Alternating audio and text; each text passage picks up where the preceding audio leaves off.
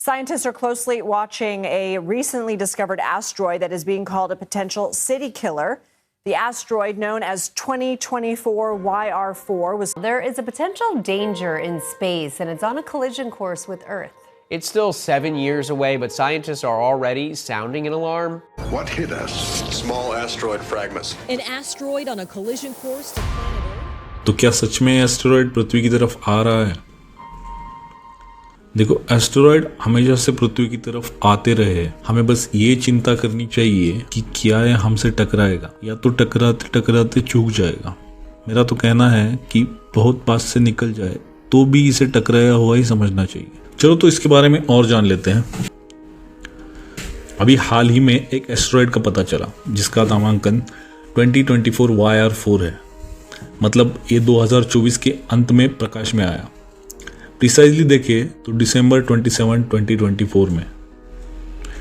इसकी size exact तो पता नहीं है, लेकिन हमें ये कंफर्म है कि ये लगभग 50 to 100 मीटर के बीच है। ये जो अनसर्टेनिटी है वो समाप्त हो जाएगी अगर हम जेम्स वेब टेलीस्कोप को एक काम सौंप देंगे। जो भी हमारी बेहतरीन दूरबीनें हैं, जैसे कि हबल टेलीस्कोप है, जेम्स वेब स्पेस टेलीस्कोप है, उनमें एक ऑपरेशन मोड है जिसमें उन्हें यूनिवर्स में कोई भी ऐसी घटना घट रही है जो टाइम क्रिटिकल है, उस घटना पे इन दूरबीनों को फोकस किया जाता है। तो नासा को, JWST को इस काम पे लगा देना चाहिए, जिससे हमें पता लगे कि ये वास्तव में कितना बड़ा है।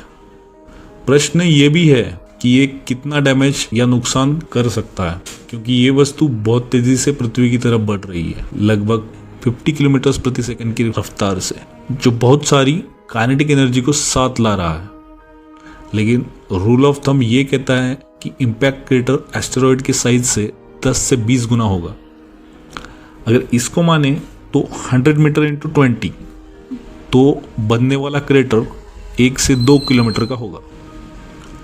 अगर ये किसी शहर पे गिरेगा तो उसे पूरी तरह तहस महस कर देगा, इमारतों को गिरा देगा और कई लोगों को मार देगा। पृथ्वी पर ज्यादातर पानी है और ज्यादातर जमीन पे कोई रहता नहीं है, तो अगर ये गिर भी जाए तो किसी को नुकसान पहुंचाने के चांसेस बहुत कम है। अगर ये किसी उजाड़ जगह पे गिरता भी है तो ये ज्यादा से ज्यादा एक क्रेटर बना देगा, और ऐसा एक क्रेटर हमारे पास महाराष्ट्र के लोनार में ऑलरेडी है। इसे मीटियोरिक क्रेटर कहते हैं। ये 1.8 किलोमीटर चौड़ा है और 50 से 60 मंजिला ऊंची इमारतें समा जाए इतना गहरा है। इससे टकराने पर होने वाले एक्सप्लोजन के साइज को एक्सप्लेन करने के लिए एक आर्किक मेट्रिक का प्रयोग करें तो ये विस्फोट 8 से 10 मेगाटन का होगा। 8 से 10 मिलियन टन का TNT बारूद जितनी एनर्जी पैदा कर सकता है उतना शक्तिशाली ये विस्फोट होगा। ये तुलना वाला आर्किक सिस्टम वर्ल्ड वॉर 2 में ज्यादा प्रयोग में आता था, जो न्यूक्लियर वेपन्स की क्षमता को एक्सप्लेन करता था, और उसी समय अमेरिका ने ऐसी क्षमता वाले बॉम्ब्स का एक्सप्लोजन कई बार किया था। USA ने इसे मुख्यतः समंदर में विस्फोटित किया था, जिससे छोटे लोकल सुनामी निर्मित हो जाते थे, लेकिन वो पूरी पृथ्वी पर जीवन को समाप्त कर दे इस स्केल के बिल्कुल नहीं थे। तो नहीं, चाहे एस्टेरॉयड पृथ्वी से टकराए या नहीं टकराए, इससे मानवीय सभ्यता का अंत बिल्कुल नहीं होने वाला। जो डायनासोर के साथ हुआ वही हमारे साथ भी होगा। हमें इसकी चिंता छोड़नी चाहिए। एस्टेरॉयड के हमसे टकराने के चांसेस अभी जब हमें वीडियो रिकॉर्ड कर रहे हैं तो इस समय तक 1 to 2% है। इसका अर्थ क्या है? इसका अर्थ ये है कि हमने जो इसकी ऑर्बिट की ट्रेजेक्टरी भविष्य में प्रेडिक्ट की है उसमें एक अनसर्टेनिटी कोन है, जिसमें एस्टेरॉयड उस कोन में रहेगा, उसके सेंटर में रहेगा। अगर उसके सेंटर में रहेगा तो आप पूछेंगे कि ये पृथ्वी के कितने पास आएगा, तो इसका उत्तर है पृथ्वी और चंद्रमा में जितनी दूरी है उतना।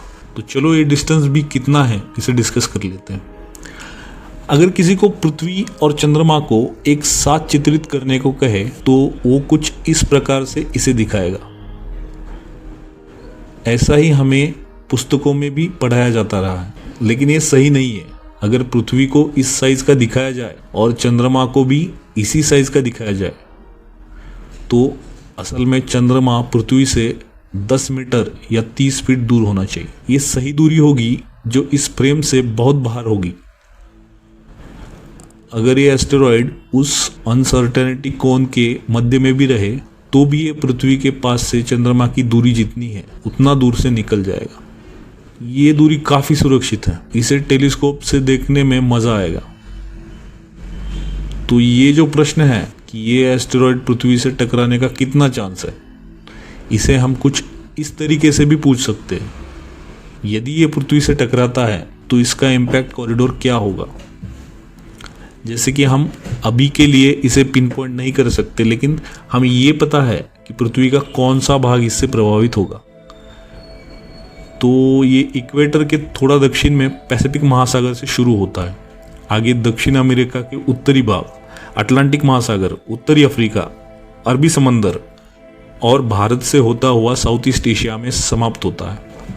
तो ये जो अनसर्टेनिटी है वो एस्टेरॉयड के मार्ग और पृथ्वी के रोटेशन का इंटरसेक्शन मात्र है। इसी के कारण ये इतना बड़ा इम्पैक्ट कॉरिडोर बना रहा है। लेकिन जैसे जैसे इसका ऑर्बिट 2032 जनवरी 22 के पैसेज के करीब आता जाएगा, हमारे मेजरमेंट और बेहतर होते जाएंगे। इसका मतलब ये जो 1% टकराने के चांसेस 0 हो जाएंगे या 100% पर पहुंच जाएंगे, ये बीच में बिल्कुल नहीं रहेंगे। 0 होने का मतलब है हमें चिंता करने की कोई आवश्यकता नहीं, पर 100% का मतलब हमें एडवांस में पता रहेगा कि कब और किस जगह पे ये टकराएगा, तो हम खुद को उससे होने वाले नुकसान से भी बचा पाएंगे। आपको याद होगा 2022 में नासा का डार्ट मिशन था, जो एस्टेरॉयड को उसकी पाथ से डिप्लेट करने के लिए लॉन्च किया गया था, जो सफल भी हुआ था। इसका उद्देश्य यही था कि भविष्य में ऐसे एस्टेरॉयड को डिफ्लेक्ट करे जो पृथ्वी से टकराएगा। अब जबकि ये नासा ने सफलपूर्वक करके दिखाया है, तो उनमें काफी आत्मविश्वास होगा कि वो भविष्य में किसी भी एस्टेरॉयड को डिफ्लेक्ट करने की क्षमता रखते हैं। इस प्रकार के रिस्क की पुष्टि करने और उसे मापने की क्षमता के बाद जिस किसी भी देश के पास प्लैनेटरी डिफेंस का ऑफिस होगा, वो देश बहुत खुश हो रहे होंगे। जैसे कि चाइना के पास अब तक ऐसी कोई सुविधा नहीं थी, पर इस एस्टेरॉयड की रिस्क की जानकारी के बाद उन्होंने भी इसकी शुरुआत कर दी है। हम ऐसे खतरों से तभी मुक्त हो सकते हैं जब सब देश एक साथ मिलकर इस प्रॉब्लम का इलाज ढूंढे और कोऑर्डिनेटेड वे में एक दूसरे से संपर्क करें। 2024 YR4 एस्टेरॉयड टोरिनोस रिस्क स्केल पे 3 रेट करता है। इस स्केल को रिक बिंजेल नामक प्लैनेटरी साइंटिस्ट ने बनाया। उनके अनुसार ये स्केल 0 से 10 तक काउंट करता है। उदाहरण के लिए 0 डायनासोर्स के लिए सबसे अच्छा दिन और 10 सबसे बुरा दिन समझिए। टोरिनो स्केल पे कोई ऑब्जेक्ट कितना रैंक करता है, ये समझने के लिए पहले उस ऑब्जेक्ट के पृथ्वी से टकराने पर क्या परिणाम होंगे, और दूसरा सारे अवेलेबल मापदंडों के अनुसार इसकी पृथ्वी से टकराने की कितनी संभावना है। इन 2 मुद्दों को समझा जाता है। मोटे तौर पर बात करें तो इसमें उसके टकराने के परिणाम और टकराने की संभावना, इसको मापा जाता है। टोरिनो स्केल में 4 जोन होते हैं। एस्टेरॉयड अभी तो येलो जोन में है, जो साइंटिस्ट कम्युनिटी के लिए महत्वपूर्ण है। इसमें रेड जोन का ऑब्जेक्ट अगर हो तो इसकी पृथ्वी से टकराने की संभावना अटल रहती है। 2024 YR4 टोरिनो स्केल के मुताबिक 3 रैंक पर है और एक लोकलाइज्ड इवेंट ही होगा, लेकिन अगर उसने मिसबिहेव किया तो ये ज़्यादा से ज़्यादा 8 रैंक तक जा सकता है।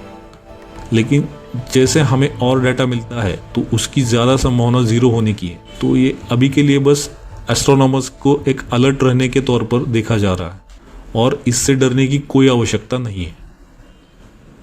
तो अभी के लिए बस इतना ही।